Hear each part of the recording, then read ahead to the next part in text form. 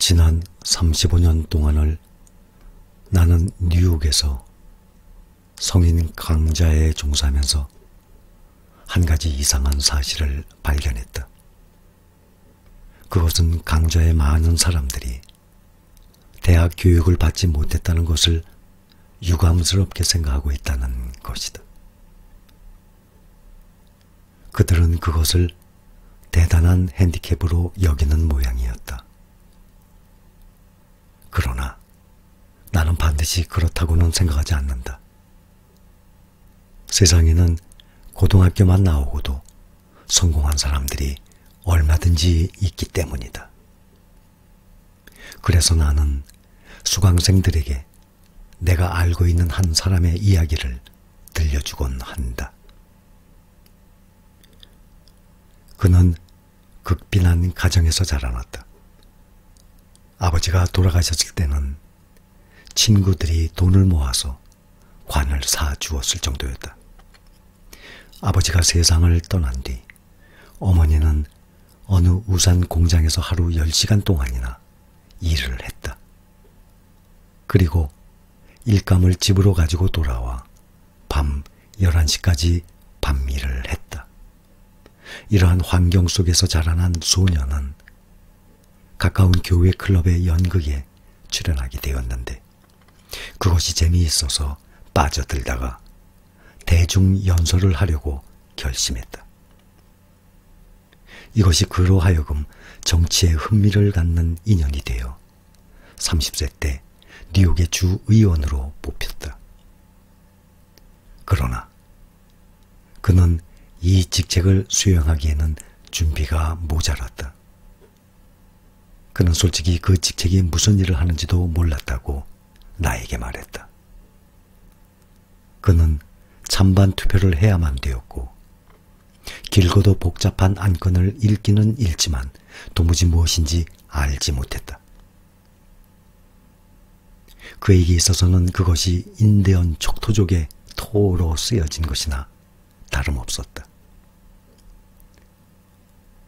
그는 숲속에 발을 들여놓은 적도 없었는데 산림법위원회에 뽑혔고 은행에 거래도 없는데 주립은행법위원회 위원으로 선출되었다. 그는 번민하지 않을 수 없었다. 그런데 그가 주의원을 사직하지 않았던 것은 어머니에게 쓰라린 패배를 고백하는 것이 부끄러웠기 때문이었다고 한다. 그래서 분발한 그는 하루에 16시간이나 공부하여 무지라는 레몬을 지식이라는 레몬수로 바꾸어 보려고 했다. 그리하여 그는 자신을 일개 지방 정치가로부터 국민적인 대인물로 바꾸었다.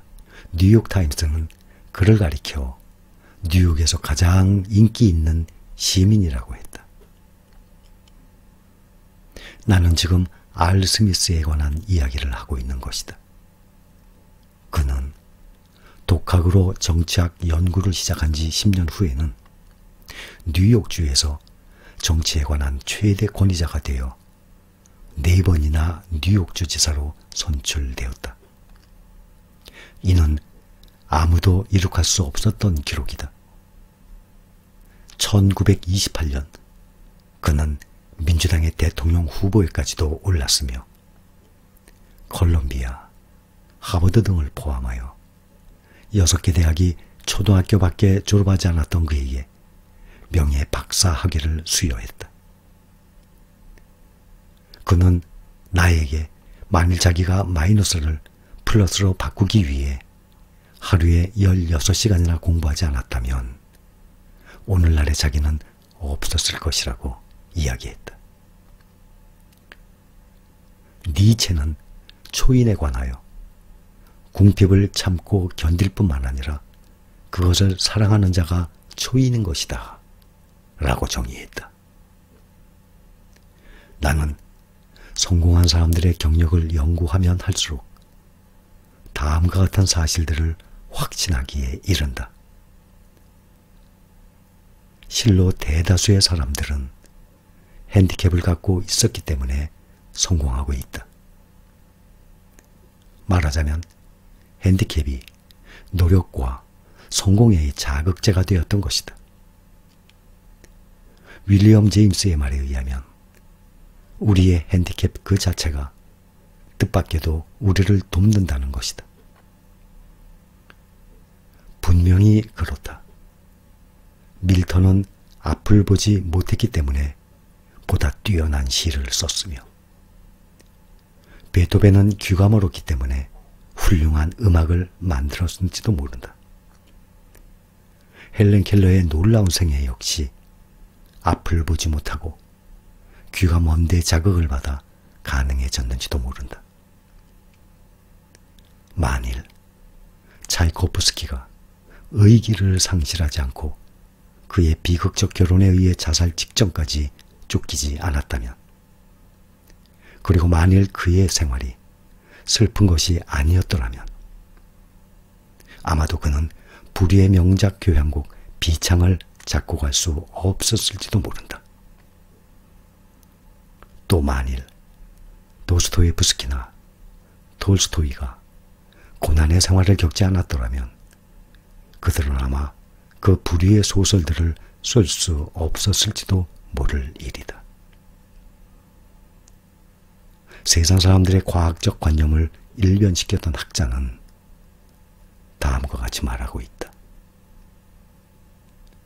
만일 내가 심한 병약자가 아니었더라면 그토록 많은 일들을 성취할 수 없었을지도 모른다. 자기의 핸디캡이 오히려 도움이 되었던 사실을 고백한 찰스 다윈의 말이다.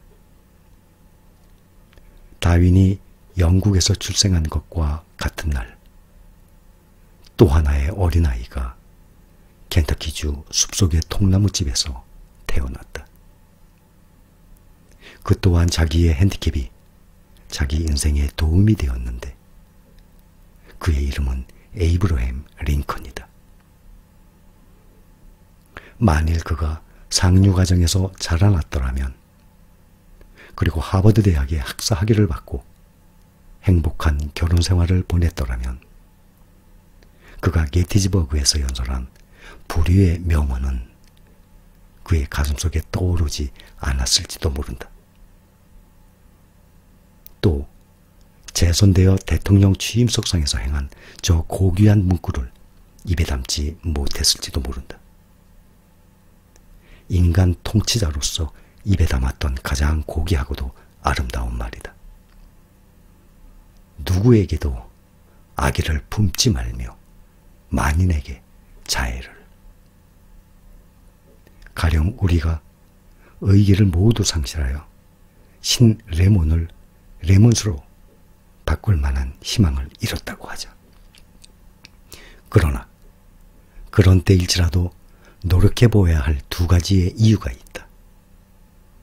노력한 만큼은 얻고 잃을 것은 없다는 두 가지 이유다. 그 이유의 하나, 우리는 성공할지도 모른다. 그 이유의 둘, 비록 성공하지 못한다 해도 마이너스를 플러스로 바꾸려고 시도하는 것만으로도 뒤를 보지 않고 앞을 보게 만든다. 그에 따라 부정적인 생각이 긍정적인 생각으로 대치되는 것이다. 그것이 창조적인 에너지를 해방시켜 우리를 분주하게 하며 영원히 지나가 버린 일을 언제까지나 고민할 시간을 없애준다. 세계적인 바이올리니스트 오레부르가 파리에서 연주하던 중 바이올린 현이 뚝 끊어진 일이 있었다. 그러나 부르는 세 줄로 그 곡을 마쳤다. 그것이 인생이다. 현 하나가 끊어져도 세 현으로 끝마치는 것이 인생인 것이다. 이것은 하리 에머슨 보스딕이 한 말이다. 그것은 단순한 인생이 아니다. 어쩌면 인생 이상이다. 빛나는 인생인 것이다. 만일 내가 할 수만 있다면 나는 다음과 같은 윌리엄 보리스의 말을 동판에 새겨 국내의 모든 초등학교 교실에 걸도록 하겠다. 인생에 있어 가장 중요한 것은 유에서 유를 만들어내는 일이 아니다. 그러한 일이라면 바보라도 할 수 있다. 진실로 중요한 일은 무에서 유를 창조해내는 일이다. 그러자면 지혜를 필요로 한다. 이 점이 현명한 사람과 바보의 차이를 만드는 것이다.